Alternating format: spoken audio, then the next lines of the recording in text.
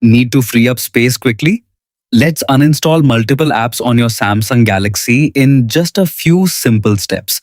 First of all, opening the Google Play Store on your Samsung Galaxy device. Once the Play Store opens, tap your profile icon in the top right corner of the screen. From the menu that appears, select Manage Apps and Device. On the next screen, tap the Manage tab to view all the apps currently installed on your phone. If you want to quickly find apps that you rarely use, tap the sorting option that may say Recently Updated and change it to Least Used. This makes it easier to identify apps that you haven't opened in a long time and may no longer need.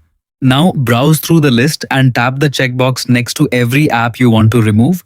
You can select multiple apps at once, making the cleanup process much faster than uninstalling them one by one.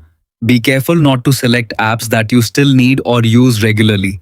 After selecting all the apps you want to delete, tap the trash can icon located in the top right corner of the screen. A confirmation message will appear asking if you're sure you want to uninstall the selected applications. Tap Uninstall to continue. The Play Store will automatically remove each selected app from your device. Depending on how many apps you selected, the process may take a few moments.